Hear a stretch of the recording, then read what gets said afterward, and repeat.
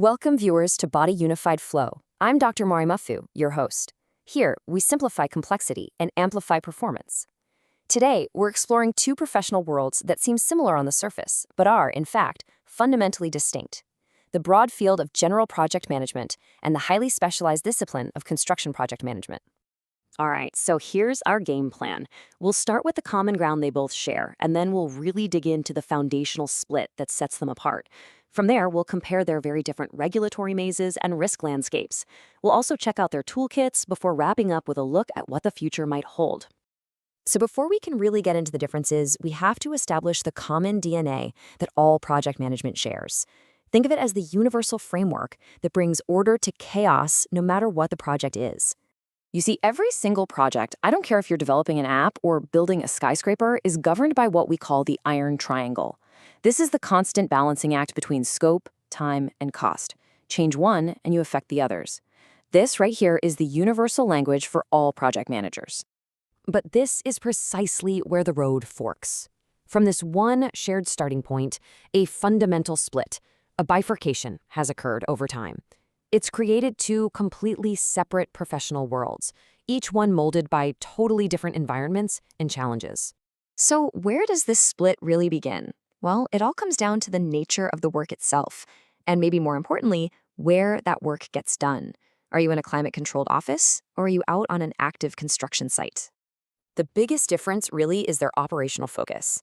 The general project manager, or PM, has that high-level strategic view, the 30,000-foot perspective of the whole project. The construction manager, or CM, on the other hand, is completely embedded in the tactical, day-to-day, hands-on reality of the physical build site. And this just spells it out perfectly, doesn't it?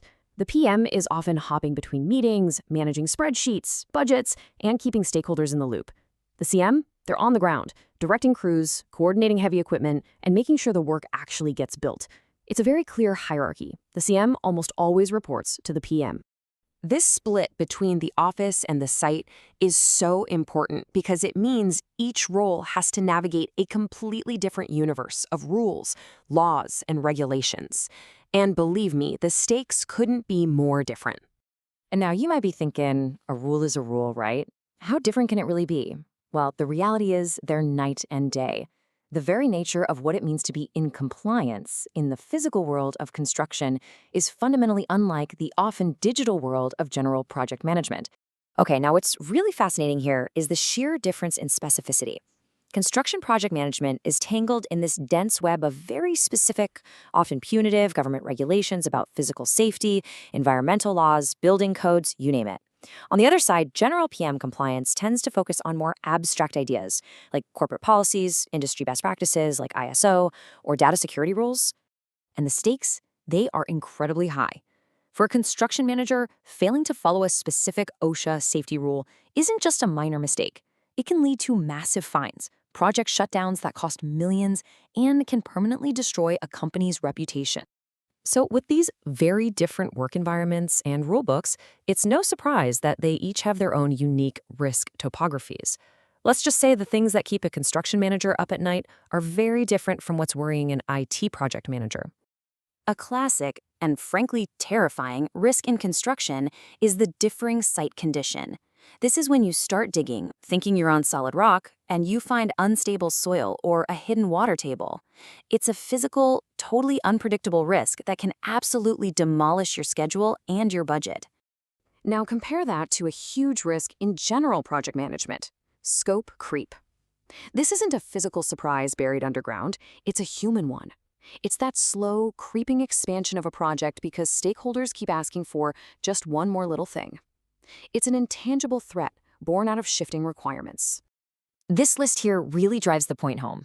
A construction PM is battling tangible, often uncontrollable forces: a freak storm, the price of steel skyrocketing, a sudden labor shortage.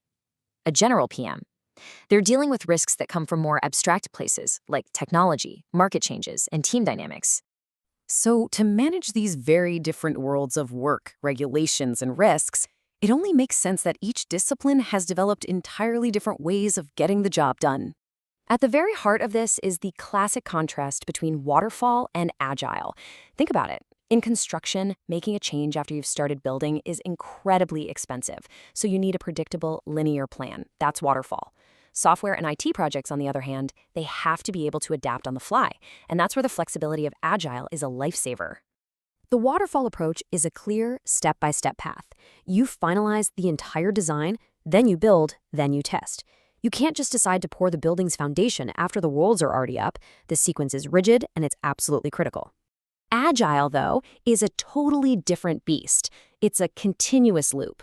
The team works in these short cycles, or sprints, and they are constantly building, testing, and getting feedback. This lets the final product evolve over time, which is perfect for those projects where the final destination isn't perfectly clear from day one. So what we have are two very distinct disciplines, each with its own focus, its own rules, its own risks, and its own tools. But the big question is that how it's always going to be? Is that divide permanent? Well, the key takeaway here is that technology is changing the entire game. It's starting to blur these traditional lines. The construction industry is diving into digital tools like cloud collaboration and data analytics, while general PMs are learning some valuable lessons from construction's intense discipline around planning and risk. So, to pull it all together, we've seen the very clear differences in scope, in regulations, in risks, and in methods. But the future really seems to be pointing towards convergence. Success in either field is probably going to demand a new kind of hybrid skill set that blends that on-the-ground technical mastery with a sophisticated digital agility. And this leaves us with one final thought to ponder. As our biggest projects become more and more complex, integrating massive physical structures with incredibly sophisticated digital systems, are we actually going to see these two professional paths merge into one? Thank you for joining me on Bodhi Unified Flow. For those of you who want to dive even deeper, here are some of the key sources we used for today's explainer. I really encourage you to check them out to continue your learning.